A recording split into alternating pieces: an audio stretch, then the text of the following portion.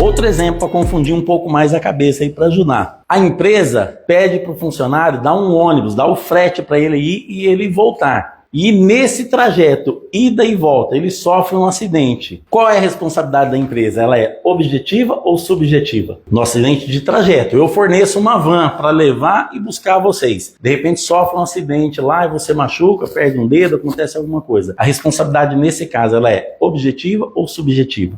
Subjetiva. Subjetiva? Isso é, porque está no transporte da empresa, né? Subjetiva ou objetiva? Objetiva. Objetiva. Tá. Vamos analisar caso a caso. A resposta é essa. Não é nem objetivo nem subjetivo. Eu preciso entender. Quem é que estava transportando? Era funcionário da nossa empresa? Ou era uma empresa terceirizada? Se for uma empresa terceirizada, eu, enquanto empresa, eu tenho responsabilidade? Sim ou não? Depende. Só que aí é que tá. Onde eu quero chegar? Que para o advogado, ele precisa entender isso. Como é que eu vou construir a questão da responsabilidade? Então veio lá uma empresa de transporte, bateu o ônibus, o cara machucou, precisou ficar 3 meses internado, teve gasto, tal. Eu tenho que construir essa responsabilidade. Se o frete for da empresa, ou seja, da própria empresa Claro e Martins, vamos usar o nosso exemplo aqui. Eu dou a van, eu dou o motorista, eu dou o combustível, a pessoa faz parte do nosso time. Responsabilidade objetiva. Se a empresa é terceirizada, eu contrato a Campestre para fazer esse trajeto para nós. Aí que tal? Estou falando pela linha para vocês construírem uma linha de pensamento. É a Campestre, tá indo com o ônibus, passa um cara na frente, a Campestre tá certinho, passa um outro ônibus e bate nela. Como que eu, enquanto empregador, vou ter responsabilidade? Concorda? Então eu preciso analisar o que aconteceu em cada caso. Agora, nós temos aqui uma coisa que você pode trabalhar, a questão da culpa e invigilando, que é o que, viu? Eu, enquanto empresa, eu não fui vigilante. Eu deixei com que pessoas que nem fosse habilitada para dirigir o ônibus, dirigisse o ônibus que levava meus funcionários. Mas você tá vendo, é uma outra construção. Não é o acidente em si, é o acidente mais a negligência, ou seja, eu fui imprudente, imperito. Aí eu preciso analisar isso enquanto eu elejo aquela empresa. É uma outra construção. Por isso que muitas ações de indenização dão errado, porque a pessoa não faz essa linha de construção. Eu tava indo trabalhar na empresa e o ônibus bateu, eu machuquei e eu perdi um dedo. Tá, até aí tudo bem, mas eu preciso fazer. E a construção? Esse ônibus era dirigido por motorista da própria empresa que você trabalhava ou era uma terceirizada? Não, era uma terceirizada. O ônibus estava em dia? A documentação do ônibus? O pneu estava em dia? O ônibus estava em boas condições? O ônibus tinha as licenças para rodar? O motorista era habilitado para fazer o que ele estava fazendo? Ou de repente talvez até o motorista nem tivesse culpa nenhuma, estava tudo certinho. Como que a empresa vai ser responsabilizada? Então eu preciso fazer essa construção, tá vendo? E aí muitos reclamantes chegam e falam assim para mim, mas doutor, a empresa inclusive abriu o CAT. Vamos pensar que foi um acidente, que foi de trabalho, mas que não foi típico. A empresa abre o CAT. Tudo bem, por quê? Aconteceu um acidente, em tese por lei eu sou obrigado a abrir o CAT. Mas o fato de abrir o CAT por si só não gera responsabilidade para a empresa. A empresa pode abrir o CAT e falar, viu, ele se acidentou fazendo uma coisa que não tinha nada a ver com a função dele. Ele foi fazer um favor para um amigo lá de empurrar o carro, escorregou e quebrou o joelho. Então, mas o que eu quero chegar aqui? Onde eu quero chegar, gente? Que quando a gente pegar essas ações, eu preciso fazer essa construção. Eu tenho que pensar no acidente ou na doença como algo que... Qual é o link que eu tenho com a empresa? Agora, muitas vezes eu não sei como fazer esse link ou eu não tenho o conhecimento. O que é que eu tenho que fazer? Eu preciso olhar esses decretos aqui, ó, o 3.048 e o 6.042. Porque através do CID eu faço um ligamento entre a doença que a pessoa tem e o KNAI da empresa. Eu faço uma correlação dos dois. Para esse KNAI, que é a Classificação de Atividade Econômica Empresarial, para esse KNAI, ou seja, para esse CNPJ, para esses tipos de atividade, já está demarcado pelo INSS e pelo Ministério do Trabalho que essas doenças estão relacionadas com as pessoas que trabalham aqui. Mas eu preciso fazer o quê? Essa ligação. Porque senão eu vou falar assim, o meu cliente está com uma doença respiratória, por exemplo. Tem a ver com a empresa? Sim ou não? Não sei. De repente ele trabalha numa empresa lá de amianto, de alguma coisa.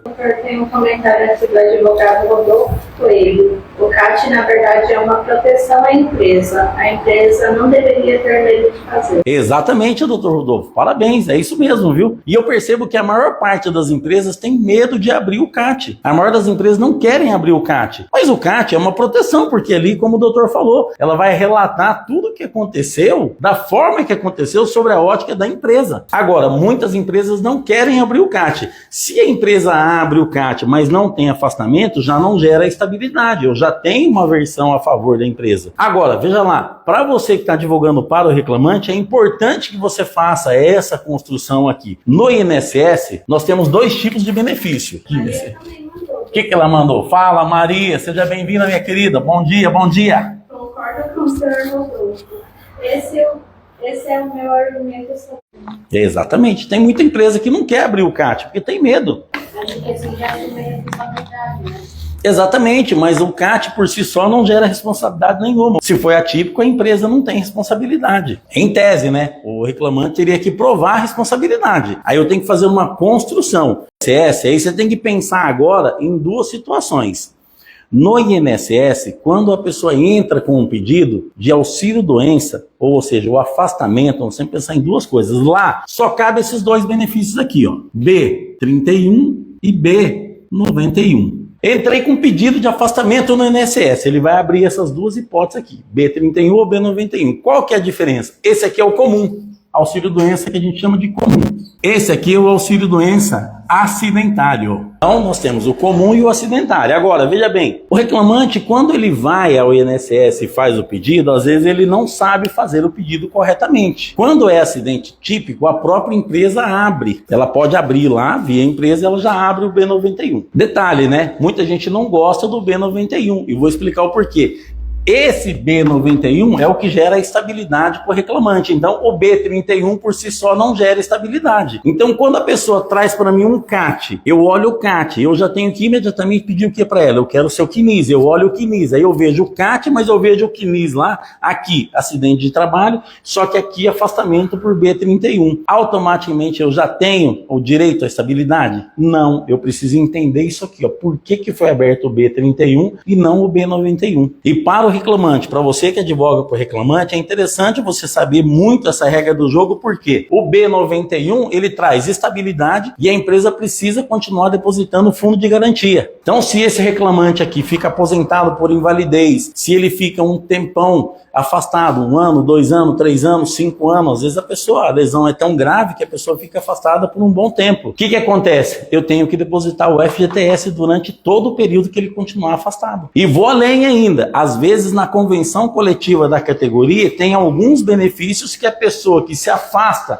pelo B91 precisam ser mantidos. E olha que interessante, eu tive um caso de um cliente que teve a mão praticamente decepada, ele trabalhava numa empresa de marcenaria e ele foi cortar uma madeira e essa serra não tinha aquela proteção. Quando ele foi cortar, eu não sei se a serra estava cega, puxou a mão dele e cortou 2 dedos e os outros 2 ficou assim, ó. Ele ficou com a mão toda deformada. E olha que interessante, ele se afastou por acidente de trabalho, mas a empresa não estava recolhendo o FGTS, mesmo ele afastado por acidente de trabalho típico. Esse é o típico. O que aconteceu? Nós entramos com a ação e eu fui olhar na convenção coletiva e foi interessante, porque isso já decorre de lei, a empresa tem que continuar depositando o FGTS, e eu consegui que a empresa fornecesse para ele uma cesta básica ou vale alimentação pela vida toda, vitalícia. Então, além da indenização, a empresa vai continuar depositando o fundo de garantia para ele e pagando isso aí. Quanto vale isso para o trabalhador? Porque a pessoa perdeu a mão, ela não consegue trabalhar mais. Ela só vai viver com aquilo, com aquela rendinha do INSS e com isso. Inclusive, tem um detalhe aqui também, tá? Que é importantíssimo vocês observarem. Quando essa lesão for consolidada, né, após a perícia, você consolidou e viu que a pessoa perdeu a capacidade de trabalho. Então eu tenho o dano moral, tenho o dano material. Vamos pensar comigo aqui. Existe a perda daquilo que ele não ganhou ainda,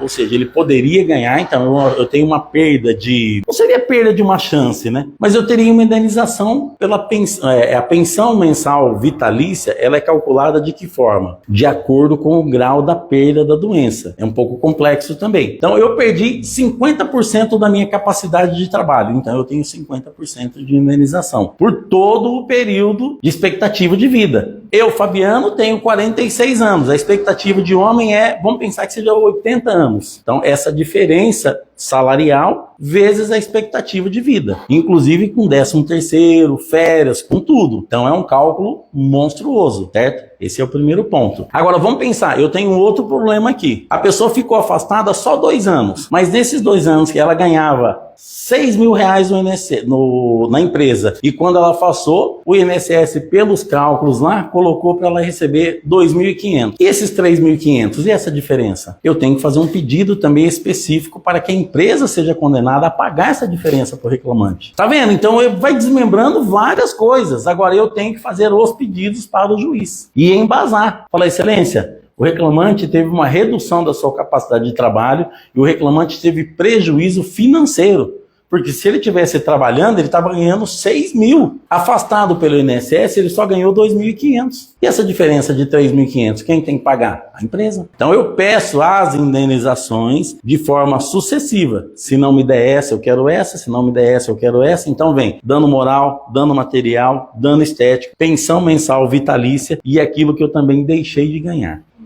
Lucro cessante? Lucro cessante. Doutor, em relação à pensão mensal, né? Por exemplo, a pessoa está recebendo esse benefício do INSS, mesmo assim eu posso pedir essa pensão vitalícia? Pode, vou te explicar uma coisa. Já peguei defesas que a empresa fala, olha, o reclamante ele já está recebendo do INSS, mas veja bem, você recebe do INSS, é uma contrapartida daquilo que você mesmo pagou. Não tem nada a ver com a empresa, quem está pagando é o INSS. Agora, o lucro cessante, quem vai pagar é a empresa, entendeu?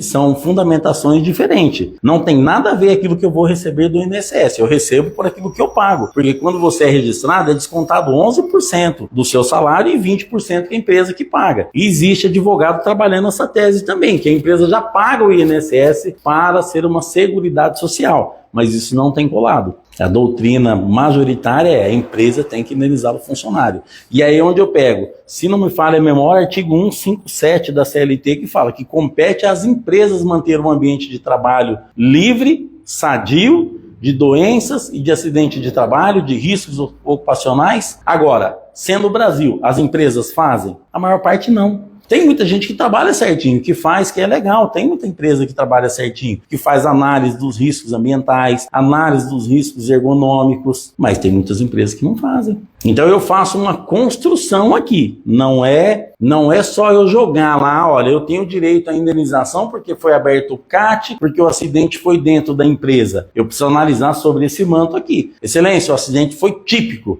Ele estava trabalhando, exercendo a função que a empresa mandou ele fazer, ele estava fazendo, cumprindo o seu ofício, cumprindo o seu dever e se machucou no dia tal. Agora, se o acidente é atípico, eu tenho que fazer uma outra linha de construção. Olha, excelência, ele se machucou no trajeto da empresa. Agora, era obrigação da empresa proporcionar um veículo adequado, ter contratado uma empresa séria, ter contratado uma empresa idônea, ter verificado se o motorista era habilitado para fazer o serviço que ele não fazia. Onde que eu vou levantar isso tudo, doutor? Boletim de ocorrência. Aí eu tenho que puxar. Doutor, em relação à doença ocupacional, ela também gera dano moral, material? Também, a doença ocupacional, perfeito. Excelente pergunta. A doença ocupacional também gera dano material, gera dano moral, porque pensa bem, o camarada trabalha numa empresa e ele é soldador. E é um ofício dele, que ele sempre quis ser. Vamos pensar que o cara... Não vamos falar de soldador, não. Não vamos falar de soldador, não. Enfermeiro. Doutor, em relação à doença ocupacional, ela também gera indenizações por dano moral, material estético? Sim, perfeito. Ótima pergunta. Deixa eu te falar uma coisa. Então vamos lá. O que é o dano moral? Dano moral é pelo sofrimento, é pela dor. É por, de repente, não poder exercer mais aquele ofício, aquela função que era um sonho. Tem pessoas que têm um sonho. Eu queria ser enfermeira. Outro queria ser professor, outro queria ser montador de andaimes, outro queria ser encanador, outro queria ser telefonista. Então, o dano moral, ele está ligado ao ato em si. Então, não importa se foi acidente ou doença, ele está ligado ao ato, à perda, ao prejuízo. Então, dano moral aqui. E o dano material? O dano material está intimamente ligado ao lucro cessante, ou seja, quais os prejuízos que eu estou tendo com isso? E não só aquilo que eu gastei, Eu tenho aquilo que eu gastei para tentar resolver o meu problema e aquilo que eu deixei de ganhar. O que eu comprovo que eu gastei? Olha, eu tenho que fazer cirurgia, eu tenho que passar por psicólogo, eu tô gastando com remédio. Exato, eu tô gastando com remédio, eu tô gastando com viagens, eu tenho que ir para São Paulo porque o especialista é só lá em São Paulo, aqui não tem. Então eu tenho dano moral, dano material. Agora, na doença ocupacional, assim na doença ocupacional, como no acidente de trabalho, eu tenho uma diferença aqui. O que é o dano estético? O dano estético é aquela lesão que demonstra que você sofreu um prejuízo estético. Poxa, eu entrei bem na empresa e agora eu saí da empresa com o dedo amputado? É visível. Agora vamos pensar. Se a doença ocupacional por si só ela gera dano estético? Não, mas vamos pensar que eu tive um problema na coluna lá dentro da empresa, por fazer o quê? Esforço repetitivo, eu estou toda hora levantando peso. Eu trabalho numa sacaria, eu estou toda hora carregando peso. E aí o que acontece? Vamos pensar comigo aqui, eu preciso fazer uma cirurgia. E essa cirurgia fica uma cicatriz de 1 palmo aqui nas minhas costas. Gerou um dano estético? Gerou. Só que eu tenho que fazer o pedido específico para o juiz do dano estético. Então, não importa se é doença ou acidente. O que importa é se você teve alguma lesão aparente. Se você teve alguma lesão aparente que macule a sua imagem, que macule a sua beleza, que tire a estética. Tem uma pergunta do Dr. Rodolfo. Vamos lá, doutor. E sobre o dano estético, como os tribunais se comportam em concedê-lo ou negá-lo? Então, olha, é o seguinte, os tribunais, eu já tive vários pedidos aqui, né, de dano estético e o juiz concede sim. Acontece o seguinte, nós temos que pensar no dano estético não como porque assim, não como uma gravidade. Você tem que pensar o dano estético por si. Por exemplo, eu tenho uma cicatriz aqui no meu braço. Gerou um dano estético, mas não é um dano estético capaz de gerar uma indenização de 500 mil, 600 mil ou 1 milhão. Isso para o homem médio, tá? Vamos pensar aqui que nós estamos falando do trabalhador médio. Agora, vamos pensar que você contrata a Gisele Bündchen e ela machuca lá na sua empresa e precisa fazer uma cicatriz no braço dela. A indenização é outra. Por quê? Ela trabalha com a imagem dela, ela não trabalha só exercendo, ela trabalha com a imagem. Então é preciso que você fique atento a isso. Eu vejo que as pessoas colocam lá, eu quero um pedido de indenização por dano estético de 300 mil, de 400 mil, de 1 milhão. Não vai dar, a não ser que você seja uma pessoa específica que viva da sua autoimagem. Igual eu falei com um dentista uma vez, né? Eu falei, olha, eu quero arrumar os meus dentes, mas eu não vou ficar igual o Gianecchini, né? Eu só quero dar uma ajeitada, né? Mas é isso. Então, basicamente, é importante que a gente pense que o dano estético, os tribunais têm concedido sim, não são valores muito altos, mas aquilo que eu falei desde o início aqui. Já vi iniciais que a pessoa ficou com cicatriz, que a pessoa ficou com queimaduras pelo corpo todo, e às vezes a pessoa não pede o dano estético. Ele ajuda a compor a sua inicial. Amputação.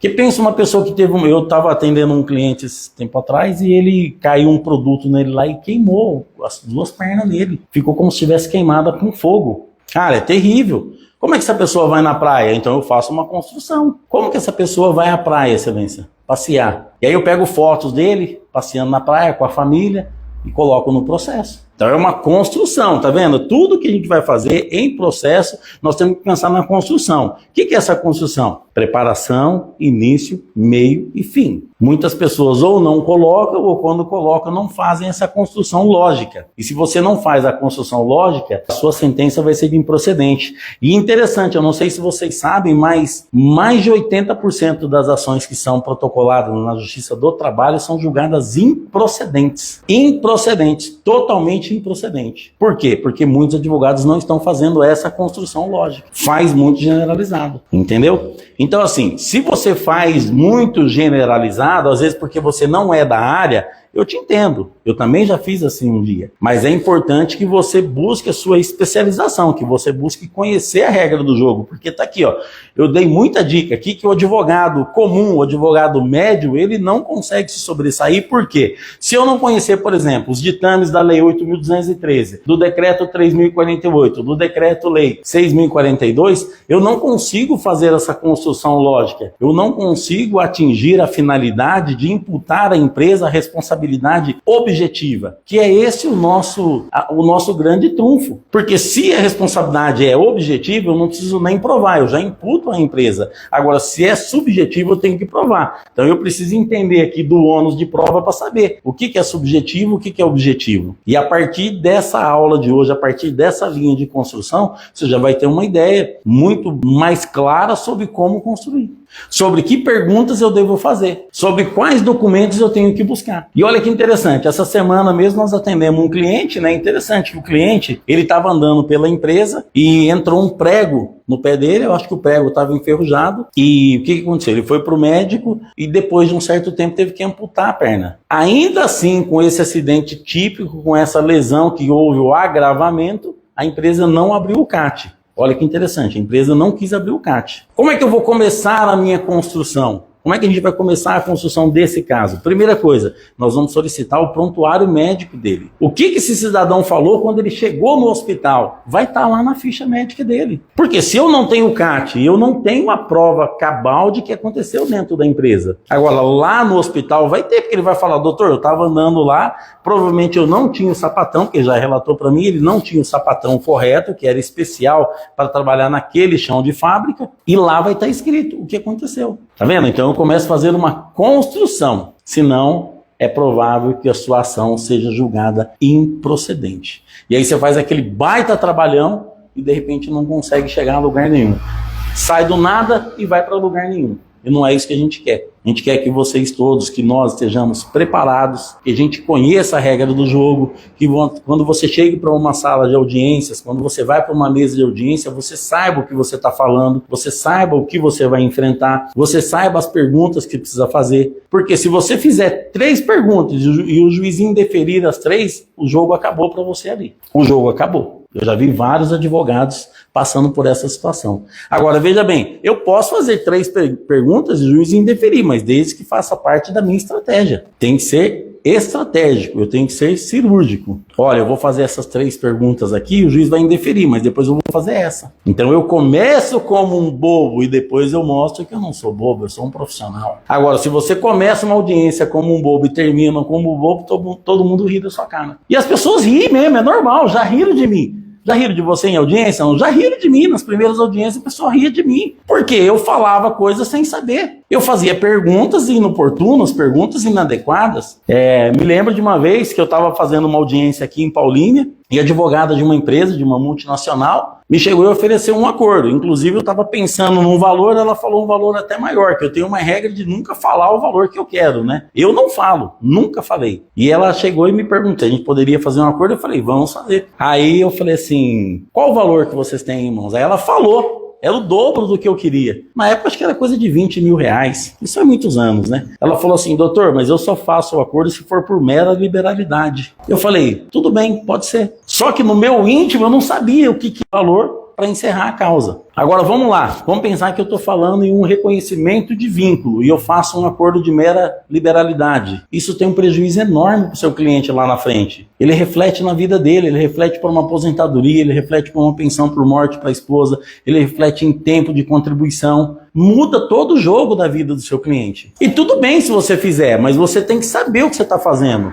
E falar para o seu cliente, olha, nós estamos aceitando esse valor aqui, mas você está abrindo mão disso, disso e disso. Você concorda? Você tem que falar. Porque se nem você sabe, como é que você vai falar para o seu cliente também? E eu vejo muito advogado chegar lá e aceita 2 mil, 3 mil, 2 mil, 3 mil, 4 mil e fica por isso mesmo. E o prejuízo que essa pessoa tem depois? Hoje eu jamais faria aquele acordo. Eu poderia até fazer, falando, não, eu faço nesse valor, mas não por mera liberalidade. Eu faço desde que a empresa reconheça o vínculo e anote a carteira dele, porque aqui ele tem direito a seguro-desemprego, ele tem direito a fazer a anotação na carteira, ele tem direito à aposentadoria 2, 3 anos mais cedo. Na época eu não trabalhava ainda com direito previdenciário, né? Eu fazia só trabalhista. Então eu não tinha a noção do que aquilo que eu estava fazendo ali na Justiça do Trabalho refletia na vida dele posteriormente. Às vezes você sabe vagamente, mas você não sabe o reflexo que é aquilo. Ah, então vamos fazer um acordo? Vamos, sem reconhecer nada? Vamos, tudo bem, você faz aqui, mas o que acontece lá na frente depois? E hoje eu trabalho com aposentadoria. Às vezes quando o cliente vem para se aposentar, qual é a pergunta que eu faço para ele? A gente trabalha com benefícios aqui, viu? O senhor já teve ações na Justiça do Trabalho? Ah, tive. Uma vez eu trabalhei 4 anos numa empresa, eu entrei e eu ganhei a causa. Ele fala, eu trabalhei 4 anos sem registro, entrei e ganhei a causa. E aí o que acontece? Quando você vai lá pesquisar o processo, chega lá, ele fez o acordo por mera liberalidade. Esses 4 anos que ele ganhou lá para a Justiça Federal, agora para o INSS, o cliente, ó, nós estamos fazendo esse valor, mas isso aqui nunca mais o senhor vai ter na carteira. E dependendo das provas que eu tenho, eu vou para frente e eu consigo reconhecer documentos com aquela prova material. Eu pego aqui da Justiça do Trabalho e levo lá para a Justiça do INSS, a Justiça Federal, levo para o INSS, protocolo, faço o pedido de averbação. É tema de uma outra aula, mas é importante você saber aqui que quando você vai fazer um acordo, você precisa estar atento em várias coisas que podem acontecer. Beleza? Alguma dúvida, meninas? Muita coisa? Tranquilo? Tá bem explicado? Fala, doutor. Solta uma boa aí. Nenhuma dúvida? Nenhuma? Bom, então vamos encerrar por hoje. Na semana que vem a gente tem de novo, né? Mais uma aula, mais explicação, mais técnica. Espero que você tenha gostado. Deixa seu like aí, comenta, compartilha, deixa sua dúvida, que eu tô por aqui. Vamos pra cima, tamo junto, ó. Mete marcha.